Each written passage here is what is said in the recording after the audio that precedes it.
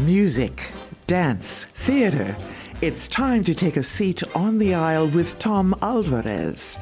Hear from performers, producers, presenters, and creators who enrich our lives in the performing arts. Who's on stage? Here is Tom Alvarez to introduce you. Welcome to the inaugural episode of my podcast, which focuses on the performing arts, as well as the artists, producers, presenters, designers, and all those who create it. I'm Tom Alvarez. At the risk of sounding like the movie character Forrest Gump, I would like to qualify myself as one who brings a unique perspective to covering music, dance, and theater. For 45 years, at various times, I've worked as a theater, television, and film producer and director, arts writer, critic, actor, model, documentarian, record producer, TV personality, co-creator of an original musical, and arts administrator. Growing up as a middle child in a family of 9 siblings, I never felt I was heard over the din of overachieving older sibs who overshadowed me. Later, I discovered while in therapy that the reason I was drawn to theater, television, and all the arts was because I yearned to be a voice, and that my desire to communicate with others had been the through line of my varied career. A late bloomer, I did not discover the arts until college, and ever since then I've made up for lost time. This podcast is another extension of my passion for the performing arts and art in general, and my desire to spotlight those who represent it through my unique lens of being a Latino and a gay man. Moving forward, I invite you to become a regular listener of my conversations with guests representing the local and national performing arts scene. I pledge to bring you shows that are informative, thought-provoking, inspiring, and most importantly, entertaining. My guests on today's show are singer, actor, dancer, writer Alan Cumming, best known for Cabaret and The Good Wife, and Ari Shapiro, radio journalist, singer for his gigs with Pink Martini and NPR's All Things Considered. Join me now as we go on the aisle.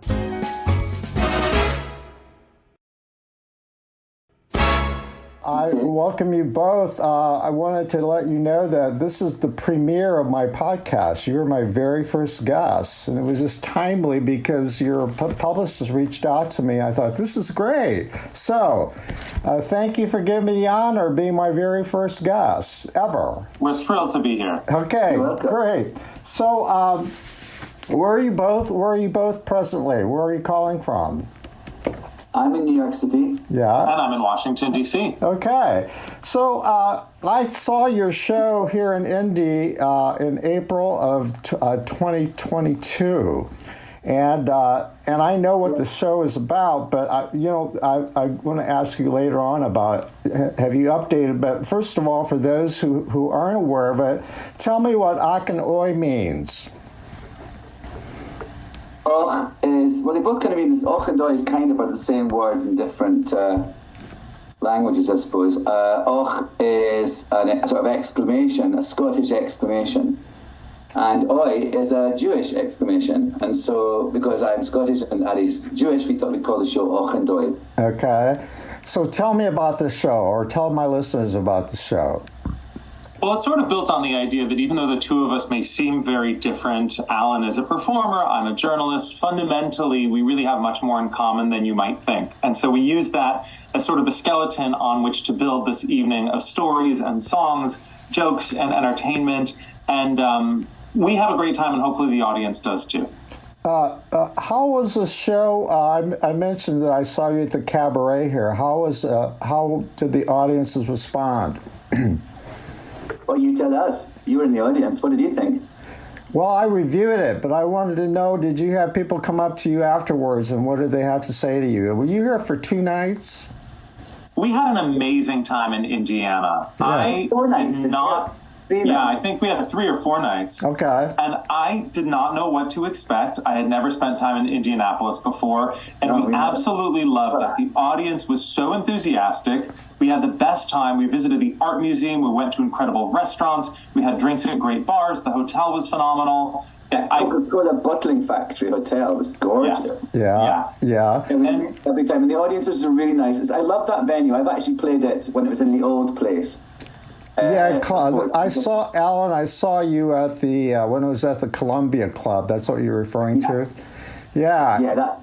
So it was lovely, and actually, really, it's lovely to sort of go somewhere where it's sort of a different environment than you're used to, and you go to this place where people are sort of really hungry to see you and to see a show like this. And it's great that there's an actually specifically designed cabaret venue in Indianapolis. It's really lovely. Yeah, I understand you made some personal connections. You made some friends in Indy while you're there. I think we have some mutual friends, as a matter of fact. So you made an appearance at one of the gay bars in town and caused quite a scene. Sounds like us. Possibly, yes, entirely plausible. No, really, it was all over Facebook. Oh my God, people were just like very excited. So you had a good impression of Indy, right? Great impression. Really nice. Well, that's great. That's great because those sort of big Midwest towns that are sort of kind of have a real history, and I kind of love the way they've adapted. How like that hotel we stayed in. It used to be a bottling factory. Now it's this really grand hotel. But I love the way that people in those towns kind of adapt and change and have a new sort of life to them. It was really great. Really inspiring, actually. So, do you do research on different markets or cities before you play them? We like to be surprised. Yeah. Okay. So, did you know that, look at them on the map, things like that, to find where they are. So, like, for instance, did you know Indianapolis was a blue city in a red state? You never go. Well, generally, most red states have a big city that tends blue. I mean, as a journalist, I've traveled enough in the United States to have that sense. Yeah. And if they have a cabaret, chances are you're going to have you're going to have a friendly audience, right? Well, we like to believe that our show appeals to people of every political background and every stripe. Yeah. This show is about bringing people together and finding commonality more than it is about insulating ourselves in a bubble of like-mindedness. Well, you're very open about your sexuality, and I noticed when I was there that people were very open to hearing it, and you didn't have anybody walk out, and people just seemed to really embrace whatever you had to say.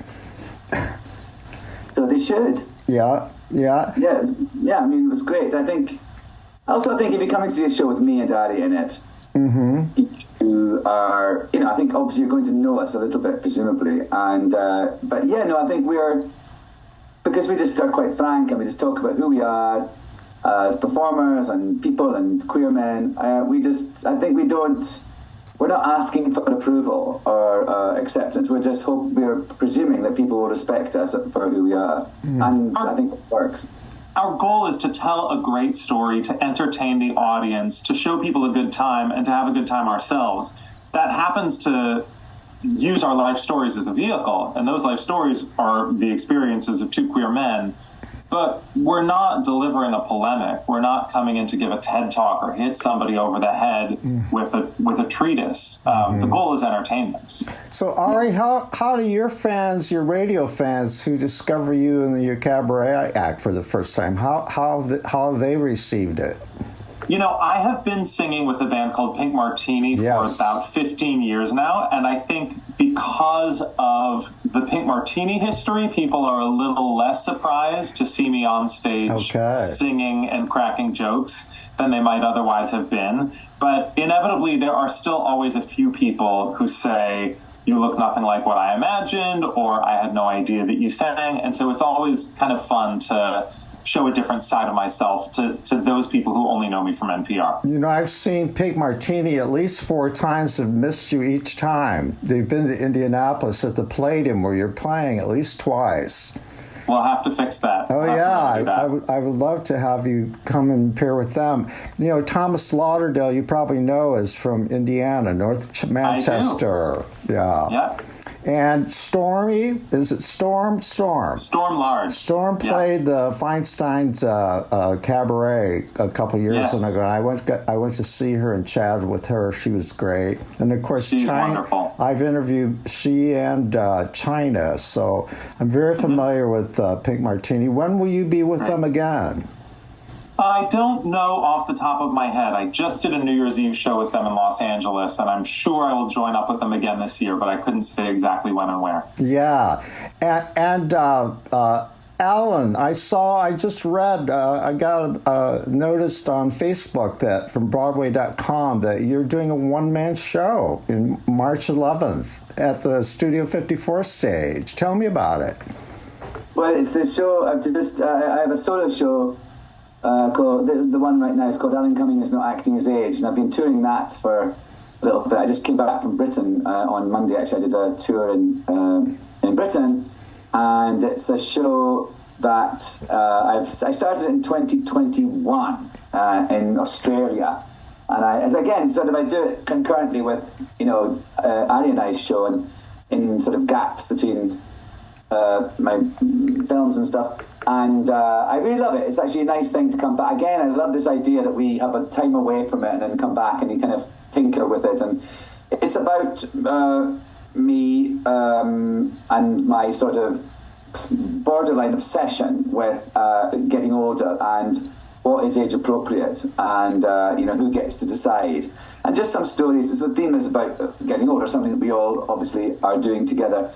And just my experiences of that. And I talk about, sex, death, dermatologist, all the big things that affect us. And so I'm doing a show, which is funny because I tell stories in the show about when I was doing cabaret on Broadway at Studio 54. So now I'm actually bringing a cabaret show to Studio 54. So it'll be fun. Yeah, I'm really looking forward to it.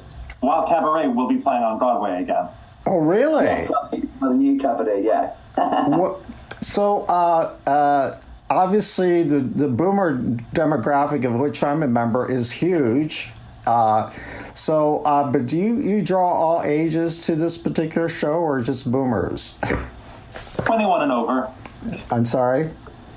No, we do draw all ages, but there are also some grown-up jokes, so it's borderline appropriate for younger audiences. Yeah. Well, let's talk about the humor that you do. Is there such a thing as gay humor?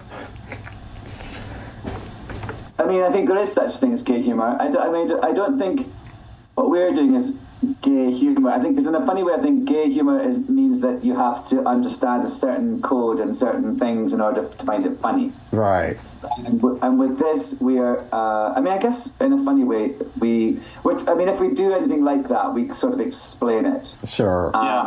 Sure. And I think also, I think in a funny way, mainstream, in the gayness and gay sort of language is much more in the mainstream now. We do a joke. Yeah. The first joke all night is quite a racy thing to kind of set the stage. Well, they say that Will and Grace opened the door for audiences to become more accepting, and it really affected a lot of social change suddenly. But then, and they sort of introduced America perhaps to gay humor and campiness. Remember the word camp? Susan Sontag's Notes on Camp, a great piece of writing. When I think of gay humor, I think of Noel Coward, Oscar Wilde, the sort of rapier wit, language-based, double entendre, blink and you'll miss it, that I think grew out of a level of oppression that today is just different. Mm-hmm. And there, I'm sure, is still gay humor, but it has evolved and become so diffuse and been so reinterpreted and remixed through TikTok, Instagram, etc., that it's hard for me to put my finger on exactly what defines it today. Mm-hmm. And of course, as you probably know, marginalized people have always used humor as a tool for survival. Gay people, black people. I mean, Jewish humor too. You could talk Yes, about of the course. Borscht Belt, etc. Yeah. Well, you know, what they say about show business. It would be show business if there weren't for us and, you know, whatever. I'm Latino, so I don't know that we have a particular niche, but, you know, we don't take things seriously in some ways. But so the show was created in 2019. Who had the idea? How was it created? What was the genesis? It was, it was because we were becoming friends, and there was a few things we did where these sort of evenings. One was about a book that I had out, and it was an evening with Ari and I, and he was talking to me about my book. And then there was another thing we did about the museum, this museum in Washington, D.C., about news, and it was a thing about the 50th anniversary of Stonewall. And we did sort of 2 evenings together where it was basically us just chatting and shooting the breeze. And I really enjoyed our repartee. And I often, when you get interviewed by people, you know, when you're well known, it's kind of very softball kind of questions and a bit fluffy, and it's not very challenging.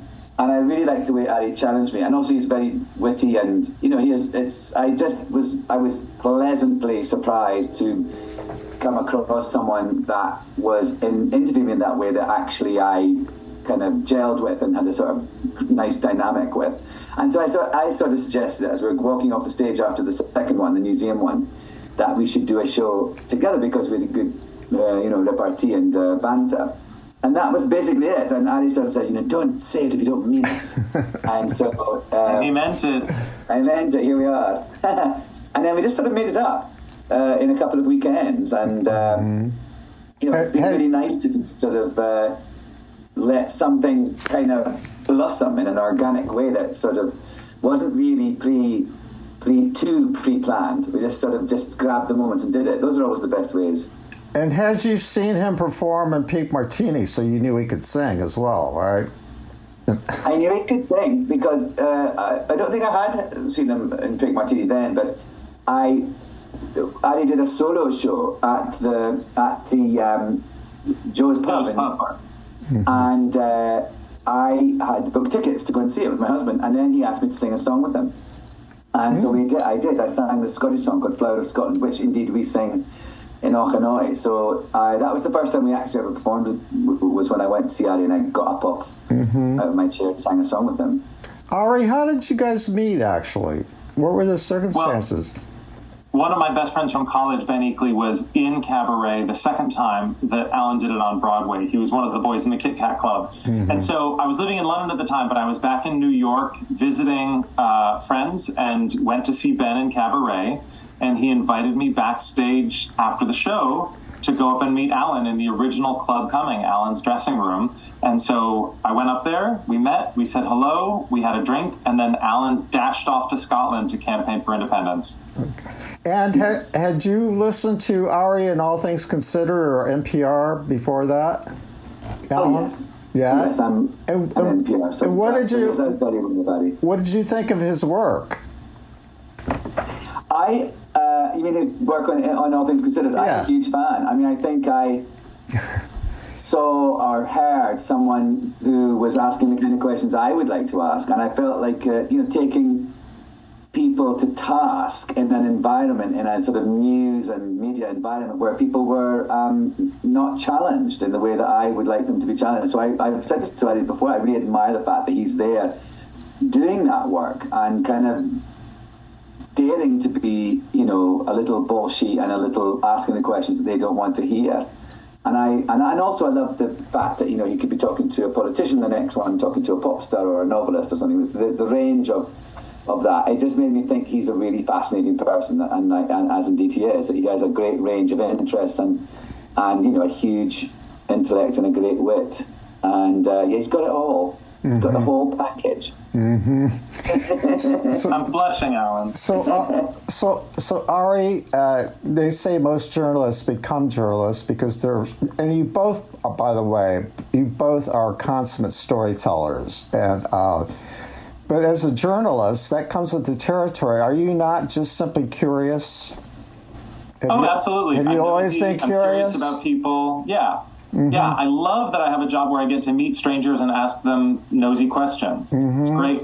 It's so funny, Annie. I've just been doing today, doing the voiceover. I've been in the studio all day doing the voiceover for this show I did for the Discovery Channel called Alan Cumming's Paradise Homes, and there's a bit in it in the opening titles where I say, and I get to go around and talk to these people who've made their paradise homes. I'm also really, really nosy. And I say, and you see me going, I can't believe I get to just snoop around people's houses. And it's the same thing. I love that I just get to go around the world and just talk to people. And then they go away and I look in their cupboards. Totally.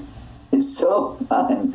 Well, and you have a career where you get to make documentaries and do voiceovers and do scripted programs and do podcasts, and the range of things you get to do, I think, is the performer's equivalent of hosting All Things Considered.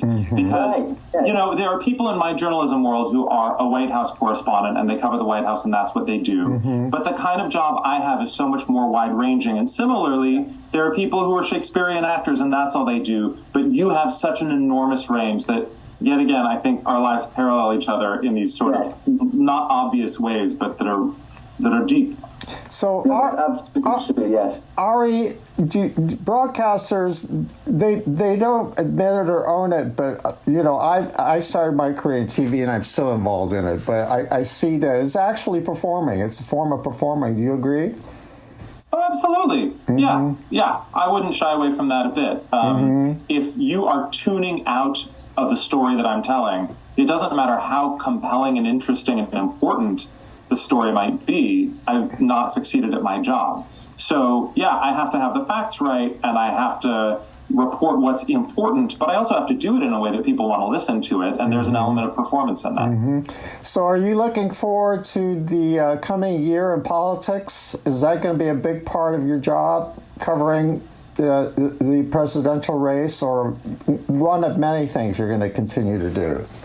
Both and. I mean, it's going to be the dominant story of the year ahead, and I've fortunately covered a lot of presidential races and political campaigns, so I have a sense of how to approach them, but I'm always curious what's going to make this one different, whether that's the map or the voters or the candidates, and in this case it looks like the candidates are going to be the same, but I think the election itself might be very different from any that we've seen before, so I'm kind of digging into how do we tell those stories in an engaging way, and what are the stories that are going to be the most important for us to tell. And I know that you've also been to a lot of war zones during your career, and the most recent ones, the Ukraine and Israel. How do you stay, are you able to stay detached when you're covering those stories, especially the ones with the children involved? Well, detached is not the word that I would use. I mean, I think I do get very invested in the stories, but ultimately I'm not a participant in the stories. This is something that I go into great detail about in my book, The Best Strangers in the World, which is about the experience of covering so many of the big stories that people have heard me talk about on the air, but I go more deeply into my own personal perspective and experience of what it's like covering them. And I think if you leave your humanity at the door, you're doing it wrong, but you also have to appreciate that you are not a part of the story. Alan, a reader, and I will mention her name. I want to give her a shout out. Michelle Blades Noel wants to know how fans can bring back the third season of Schmigadoon. Is it in purgatory or being held captive? What's going on? I'm not familiar with the goings on behind it, but what's going on? Well, it just got cancelled, so I don't know quite. Oh no! This past week, actually, it was a bit of a bad day. We had to put one of our dogs to sleep, and Schmigadoon was cancelled in the same day. I was like, bring it on. So the Apple, it's funny, last year we were all set to do the third one. It's written and everything. And then the strike happened, of course. And then now, I don't know why, I was in London, I was in India, and then I was in London, and they had a table read of it. And I couldn't go, and then the next thing I heard was that actually it wasn't going ahead. So no, I think that's it. I think it's too, I guess it's not inconceivable that some other network or streaming service might take it over, but I think it's an expensive show to make, and I don't know. I actually don't know the reasons. I'm hoping to get more juice on it soon. But I can only imagine how much fun it was for all of these musical theater performers to do satire on the very way they make their living. Yeah, it was really lovely, and it was because it also, it was the same bunch both seasons. It's an anthology thing, so it's the same actors mostly. And what I really liked about it was sort of a homage and a parody at the same time, which is a really difficult thing to do, to pull off. But I think Cinco, the man who wrote it, is so genius and clever and absolutely adores the musical form. And I for me it was hilarious because in the first one, which is sort of based on the sort of American musicals of the 50s and 60s, I wasn't really very au fait with them, and sometimes I wasn't quite sure which musical we were parodying. Well, it's kind of a wet dream for theater queens. I mean, the way they parody the musical scores, talk about clever and brilliant. I mean, I couldn't wrap my arms. Yeah.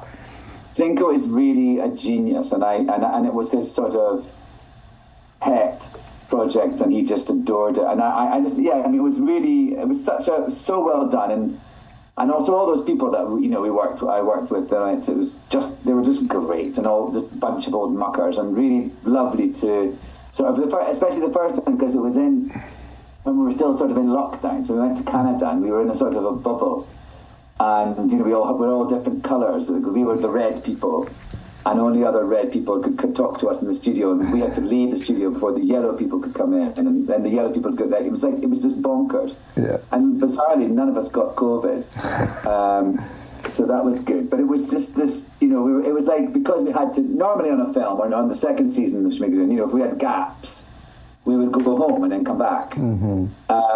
But because of the quarantine restrictions and everything in the first season, we didn't. We all stayed for the entire duration. So it was like being in this weird sort of little theatre camp bubble with a bunch of geeks. Have you seen the streaming show Theatre Camp, you guys? Have you checked it out? A small film. What's his name? The Broadway singer. Ben Platt is in it. Yeah. Theatre Camp. I watched it on an airplane. Oh, did you? What did you think of it? Clearly made with so much love for the theater kids that so many of us were. Were you a theater kid? Sure. Tell me about it. Did you go to camps? I was a counselor at Idlewild Arts Camp in Southern California. Oh, wow. Yeah. And what was that like?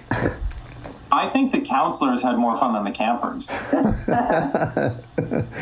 And Ari, did you do anything like that when you were a kid? Did you put on shows in your backyard? Did they do that in Britain like we do here? Do you mean Alan? Or Scotland? In Scotland, I sort of did kind of put shows on in my backyard, but I lived in the middle of nowhere in a country estate. It was only me, so I kind of just did them on my own, which is sort of probably, actually explains a lot, I suppose. But yes, no, I wasn't really.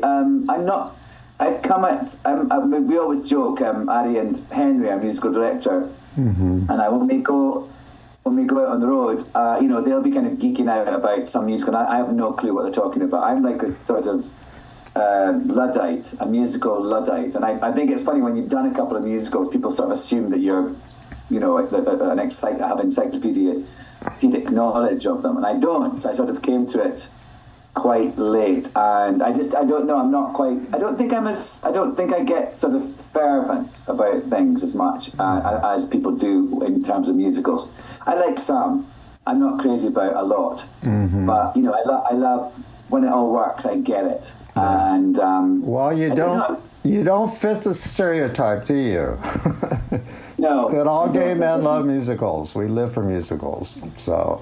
I know, I'm not that, but I'll sing a song every now and then. Well, speaking of cabaret, I did see you at the Kit Kat Club in 1998, and I shall never forget that experience of being in that room. And Natasha Richardson. I'm looking at my poster. I have it on my wall, signed poster. You and Natasha. What was she like working with? She's lovely.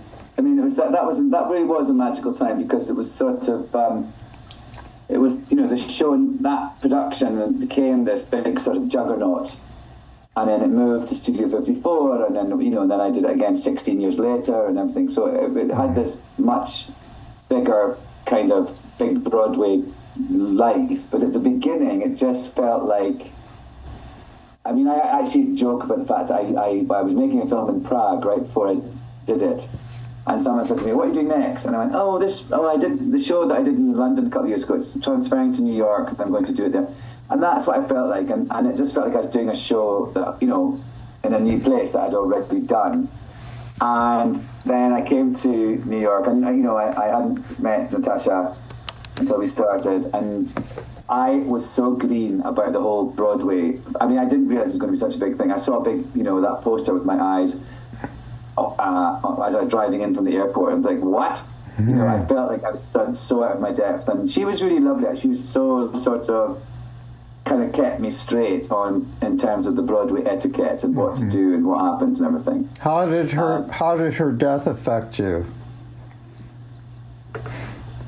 Well, I was shocked and saddened, and just it was awful. What a terrible, terrible thing to happen. And I remember when I found out, actually, I was shooting a documentary about Scottish humour, bizarrely, up some glen in Scotland, and John Benjamin Hickey, who played Cliff in that original production, who was a great friend of Tasha's, he called me to tell me, and I was just, I remember just in the middle, and they were doing a sort of a reenactment of some Scottish battle, and behind me, and I was just hearing Tasha, so it was just the real moment, and just crazy, and it's funny, I just did a film a couple of years ago with Liam. It came out last year, and it was really nice. We shot it in Barcelona, and I hadn't seen him for a long, long time. But I mostly knew Liam that summer when we were doing Cabaret first, because he was doing a play about Oscar Wilde at the same time on Broadway. So we sort of hang out a bit and go to parties and things. And so it was really nice actually in Barcelona when we were shooting this Marlowe film. It was really lovely to just spend time talking about her with him, and it's that. Time had gone past, it wasn't painful for him, and it was just we just sort of reminisced. And I don't know, it's sort of this one of these things you can't believe it's happened, and it's so unfair and so bizarre and freakish. But I guess it just makes you seize the day and think that that could happen to any of us any second. So we've got to just seize the day and love life and get on with it. So, Ari, did you see which production of Cabaret did you see, or both of them? Only the second one. He wasn't born in the first one. Yeah. Well, you were still in junior high, grade school back then? What year was it? 1998. Come on, yeah, I was in college. Yeah. Well, that's not. Well, you went to Yale, didn't you? Go up to New York a lot to see shows?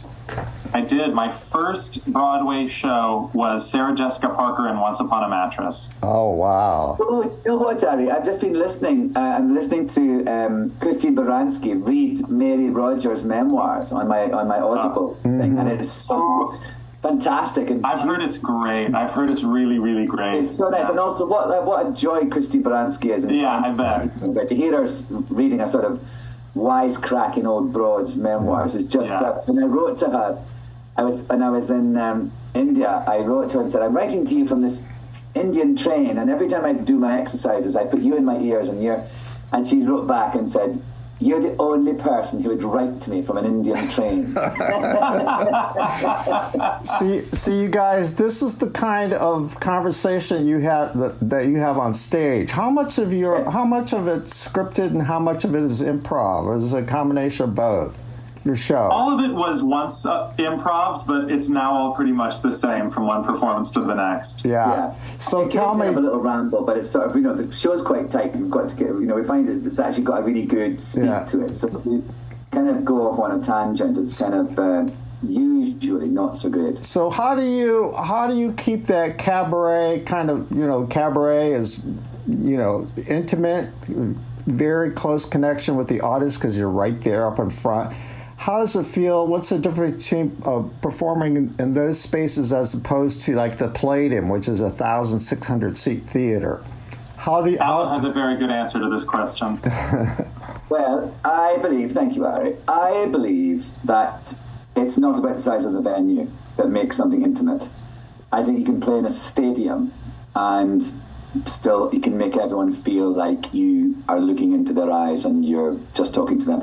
I just played on Saturday night to 3,000 people in Glasgow, and it felt very, very intimate. I think it's about the way the sort of mood you create, the intimacy and the vulnerability. That's a huge part of it. But the vulnerability you're prepared to invoke, and you just have to sort of make people think that you're looking into their eyes at all times. It's about taking in the audience and sort of thinking of them as just some other people in the room with you, and that can be 3,000 people, or it can be 90. Have either of you played the Palladium, by the way? Here in I played it with my show. I think it was either Legal Immigrant or Alan Cumming Sings Happy Songs. One of my last. Okay, you know that Michael Feinstein is the artistic director there. Do you both know Michael? Yes. Yeah. Yes, very well. And he and doesn't he have a museum, a sort of a museum of the American Songbook? Yeah, and do you know that soon they're going to announce where they're going to put the physical Hall of Fame? There will be a Hall of Fame in Central Indiana somewhere. You know about that?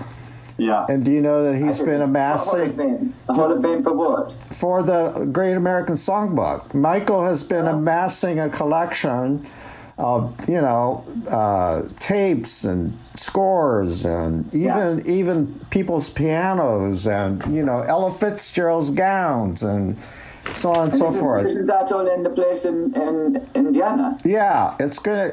They haven't announced where it's going to be. People are hoping that it'll stay in Carmel area, but Indy's interested. But it will definitely be a tourist attraction. They're partnering with the Grammys on the foundation. So anyway. Typically people who are booked at the Palladium, most of them know Michael because, as you know, a lot of his fans are entertainers, actually, right? So, hey, before I get away, I love his sort of the way that he's so studious and so rigorous about keeping the memory and all the information and all the kind of stuff from all those people alive and available to everybody. It's really admirable. He would make a great college professor because he's got a photographic memory, and when he does his shows, he always goes into depth about the composers and where the song was written and this and that and the other. Ari, before we get away, I want to ask you a question. You accompany in my car all the time, and have ever since you went on the air. And, I love riding with you, Tom. In any case, I'd like to know, what are some of your all-time favorite stories that you covered or have covered? I have the entire last chapter of my book is all about trying to choose favorite stories and the impossibility of doing so. Okay. Because the nature of hosting All Things Considered is that every day I'm meeting somebody new and I'm thinking about questions I haven't asked before, and I'm exploring problems that are different from the problems I explored yesterday. And so I try to constantly be looking forward. I try to constantly be excited about something I just did and something that I'm about to do. And of course I could list dozens and dozens and dozens of stories that I've loved, but I've never been able to choose a favorite. And that's the short answer to why. Well, I've got to read. If you want the longer answer, you can read the book. Yeah, I need to read the book. When was it published? March of 2023. Okay, and so it's still fairly new. Where is it available? Wherever all good books are sold. It is called The Best Strangers in the World. And Daddy will probably have signed it as well. And so, Ari, when is your next book? I mean, I just released one. What are you talking about? I just came out with one. Don't I get my breath before the next one? I mean, Ari, you've written two memoirs. Alan. Yeah. You mean Alan? Okay. Yeah. Oh, okay. Oh my goodness. I'm embarrassed. I think we're about to get cut off the Zoom. Yeah. Oh, no, that's a minute. I don't have a book lined up, but I want to write a novel next. Another novel. Do you enjoy writing, Ari? I do. Yeah. Do you enjoy as well? I do. Yeah, no, I do like it. I just wish I had more time to do it, so I guess I've got to make that happen for me. That's my New Year's resolution. Okay, well, we're going to run out of time here, so let's wrap this up. Why should people come and see Considered Cabaret? Och and oi, because if they enter with the winter blahs, they will leave feeling uplifted with a spring in their step. Okay. And they'll laugh, they'll cry, they'll learn some funny, dirty words.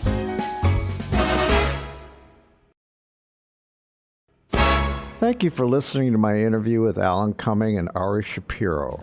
For tickets and information about Ach and Oi, a Considered Cabaret at the Palladium in Carmel, visit thecenterpresents.org. Who will take center stage on the podcast next?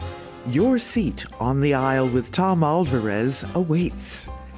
Follow Tom on Facebook, Instagram, Twitter, and TikTok, and make sure to visit tomalvarez.studio. Watch Tom every other Thursday on Lifestyle Live on Wish TV, and make sure to listen every week here on the All Indiana Podcast Network.